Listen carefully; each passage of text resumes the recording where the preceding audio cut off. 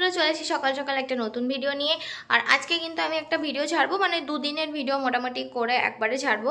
তো আমার মেনলি ফোনে যে প্রবলেমটা আছে সেটা কথা হচ্ছে কি, যে দিদিভাই তো নতুন ফোন কিনেছে, এবার আমার ফোনে কি হয়েছে, সমস্ত অনেকগুলো জায়গায়, মানে আগে যখন দার্জিলিংয়ে ঘুরতে গেছিলাম সেই ঘুরতে যাওয়া, তো রিসেন্ট একটা ঘুরতে গেছিলাম সেই ঘুরতে যাওয়া, সেই সমস্ত ছবি ভিডিও সব কিছু মিলে আমার পুরো ফোনের স্টোরেজটা ফুল হয়ে গেছে, যে কারণে আমার ক্যামেরা কোয়ালিটিও মানে ডাউন হয়ে গেছে। আমি জানি না কার সাথে এরকম হয়, বাট অনেকের হয় অ্যান্ড্রয়েড ফোনগুলোতে, যখন তোমার স্টোরেজ ফুল হয়ে যাবে বা 2-3টা আপডেটের পরে না ক্যামেরাটা হয়ে যায়।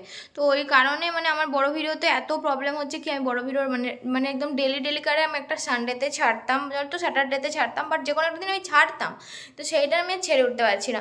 তো আজকে যাই হোক আমি কিছু ক্লিপ নিয়েছি, অনেক কষ্ট করে, অনেক স্মৃতি আমার মুছে, তো সেগুলো তোমাদের সাথে শেয়ার করবো। ভিডিওটা দেখো, ভিডিওটা দেখে আমাকে জানিও কেমন লাগলো।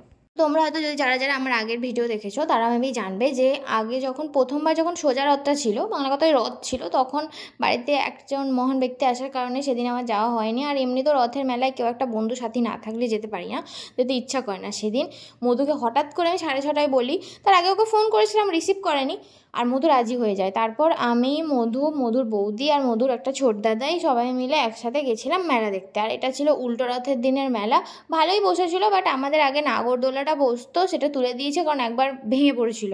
তো দেখতে পাচ্ছ এটা ছিল মেন মেলা। আর এগুলো দেখলে না কি টানে, কিন্তু তারপরেও আমরা জানি আমরা বুড়ো হয়ে গেছি, এখন আমাদের বাচ্চাদের চাপার বয়স, সেই কথা মাথায় রেখে আমরা এগুলোর কথা ভুলে যাই। তো ওখানে যাওয়ার পর কিন্তু আমরা অনেক কিছু খেয়েছিলাম, ফুচকা খেয়েছিলাম, কিন্তু যা হয় না মেলার মধ্যে না সব কিছু আমাদের একদম ফ্রেশ আসে না। জানি না কাদের মেলায় কী হয়, আমাদের তো এখানে আসে না। ফুচকা সেটাও নেতানো, পাপড়ি চাট চেয়েছি, পাপড়ি চাটের অবস্থা দেখো তোমরা, একদম মনে হচ্ছে কি 2-3টে পাপড়ির ওপরে একটু ছিটায় শশা দিয়ে এমনি দিয়ে দিয়েছে। যাই হোক তাও খেলাম, বাট আমি কোনোদিনও পাপড়ি চাট ট্রাই করিনি। তারপরেও আমি মধুর সাথে, যেহেতু মধু খেতে ইচ্ছা করছিল, তো সবাই দুজনে মিলে নিয়েছিল, তো সেটা থেকে টেস্ট করি। আর এই মোমোটা পেতে আমাদের মোটামুটি 40 মিনিট দাঁড়াতেই হয়েছিল। তো তারপরে আমি পরে মানে কিছুদিন পরে চলে গেছিলাম বারবিকিউ নেশনে, তো আমি কোনোদিনও যাইনি। তো আমি আমার একটা ফ্রেন্ডের সাথে চলে গেছিলাম ওইখানে। তো আজকে যেদিন গেছিলাম সেদিন চিকেন ফেস্টিভ্যাল ছিল। তো এরকম মাঝে মাঝেই শুনছিলাম নাকি সানডে করে এরকম ফেস্টিভ্যাল রাখে কিছুর না কিছুর। তো চিকেনের সেজন্য অনেক আইটেম দিয়েছিল, অনেক ভেরিয়েন্ট ছিল, বাট আমার ছোটো পেটে অনেকটা খাওয়ার অনেক কষ্ট লাগছিল। যাই হোক তাও আমি খেয়ে নিয়েছি কষ্ট করে, কারণ টেস্টিও লাগছিলো। আর এখানে আমি আমার ক্যামেরার জন্য নিজেকে দুষছিলাম, কারণ হচ্ছে অতটা ক্লিয়ার পিকচার আসছিল না। তারপর আমি চকলেট ফ্লেভারের একটা আইসক্রিম আর একটা কুলফি নিয়েছিলাম। তো ওখানে একটা কিছু স্পেশাল পান মশলা কুলফিও ছিল, বাট আমার ট্রাই করার কোনো ইন্টারেস্ট ছিল না, যদিও আমি চকলেট আইসক্রিমটা খেতে পেয়েছিলাম, কুলফিটা খেতে পারিনি।